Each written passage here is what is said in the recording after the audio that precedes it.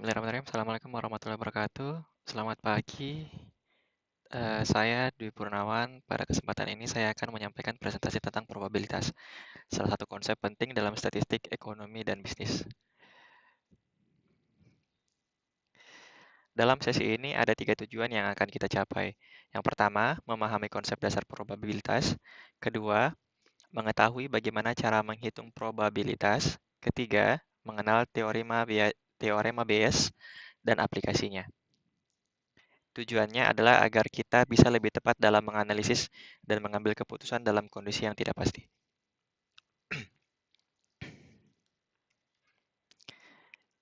Baik, yang pertama yaitu konsep dasar probabilitas. Jadi, probabilitas adalah ukuran yang menyatakan seberapa besar kemungkinan suatu kejadian akan terjadi di masa depan.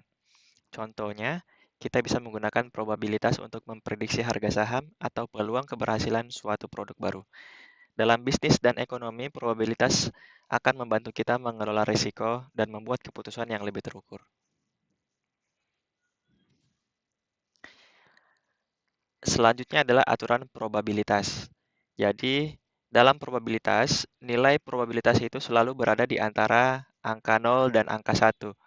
Artinya, ini menunjukkan suatu kejadian itu tidak mungkin terjadi dengan kemungkinan lebih dari 1 dan tidak terjadi dengan kemungkinan kurang dari 0.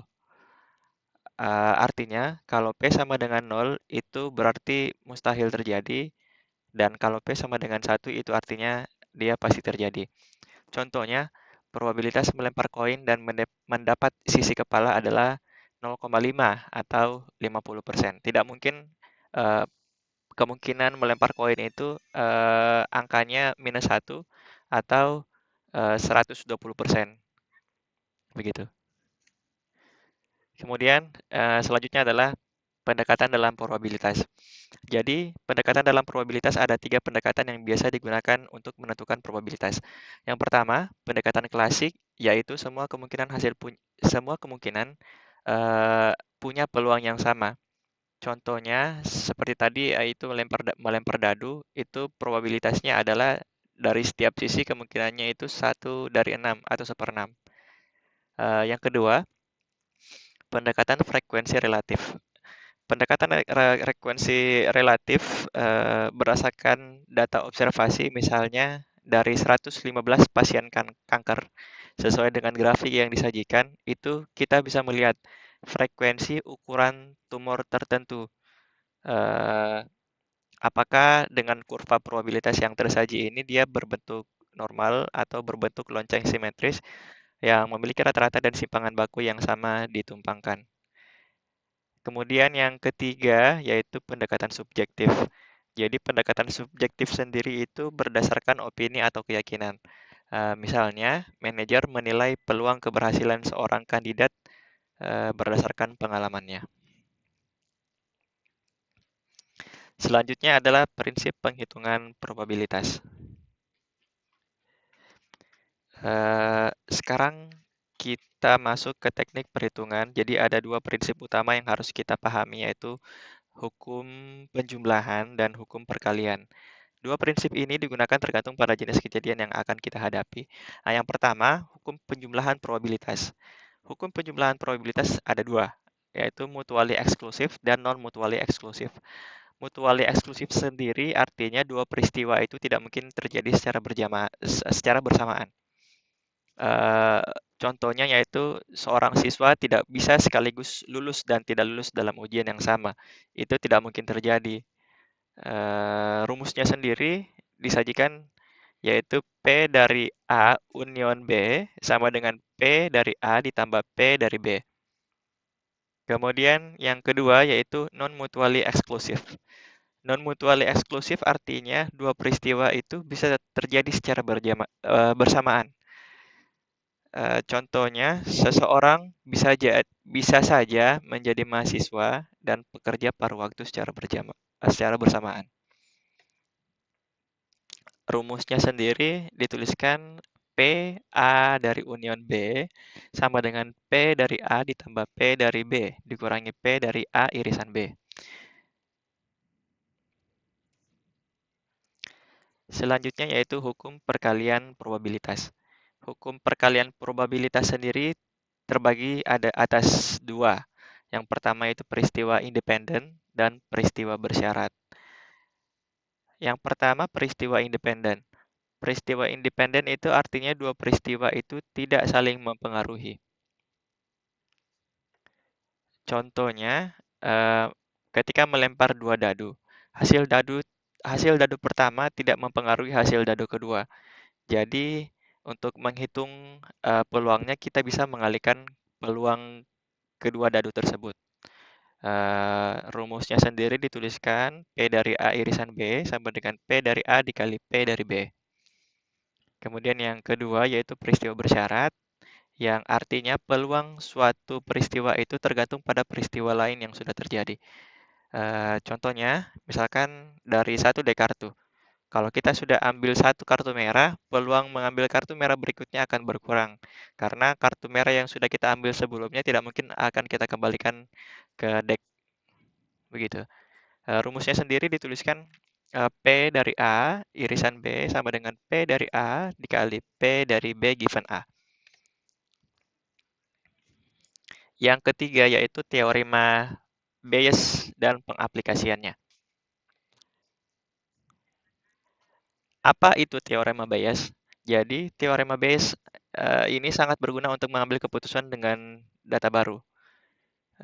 Dalam bidang kesehatan, keuangan, dan pemasaran, kita sering perlu menghitung ulang peluang ketika mendapat informasi tambahan.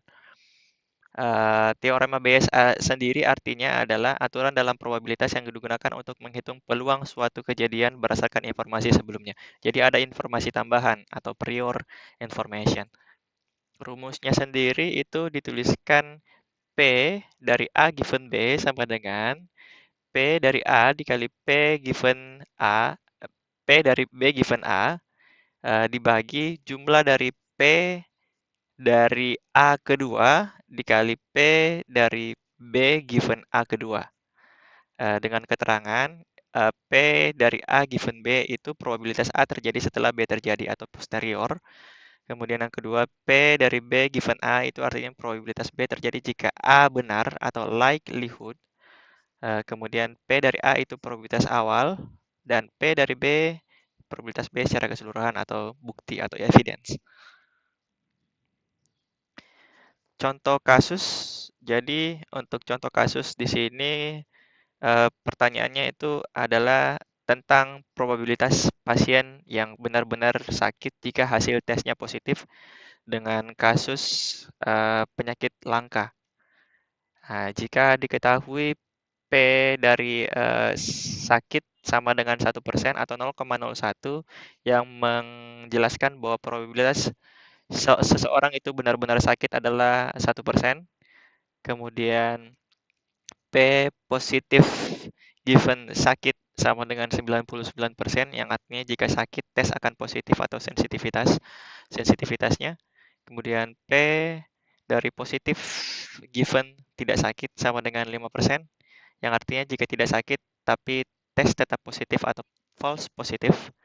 Kemudian kita akan memasukkan dalam rumus untuk mencari P dari sakit dengan tes positif.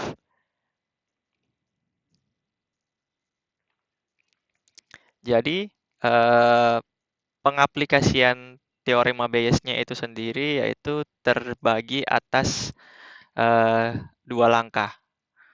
Jadi tadi tujuannya kita kan untuk mencari P sakit given tes positif, yang artinya P tes positif given sakit dikali P sakit dibagi total P tes positif. Langkah pertama itu adalah menghitung total P tes positif. Jadi total total P tes positif itu terbagi atas dua bagian. Yang pertama sakit dengan tes positif dan tidak sakit tapi tes positif atau false positif. Yang pertama sakit dan tes positif itu perhitungannya adalah P dari positif dengan positif given sakit dikali P dari sakit sama dengan 0,99 dikali 0,01 yang hasilnya adalah 9%. Kemudian Yang kedua yaitu tidak sakit tapi tes positif atau false positif. Dengan rumus P dari positif given tidak sakit dikali P dari tidak sakit sama dengan 0,05 dikali 0,99 yang hasilnya 4,95%. Oh, yang tadi yang pertama hasilnya itu 0,9%.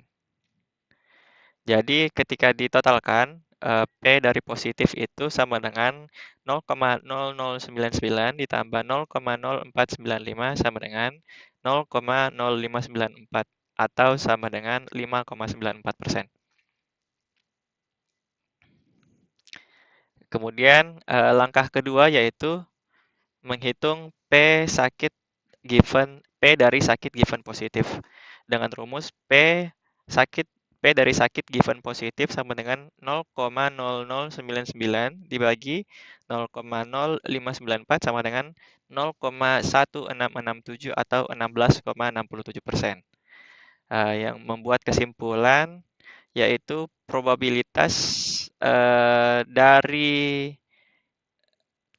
dari orang yang sakit dengan tes positif adalah hanya sekitar 16,67%.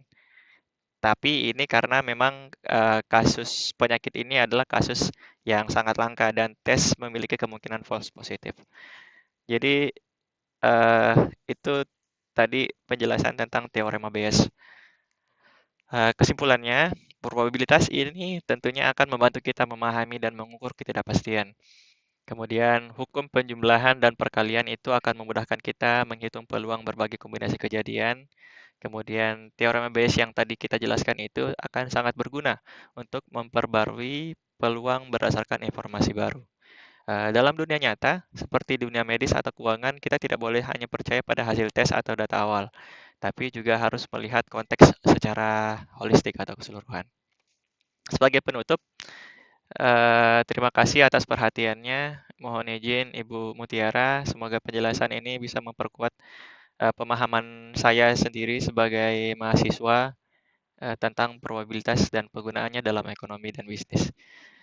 Dan juga menjadi satu dari syarat kelulusan dari mata kuliah Ekonomi Bisnis 1 dengan dosen Ibu Mutiara. Terima kasih. Wassalamualaikum warahmatullahi wabarakatuh.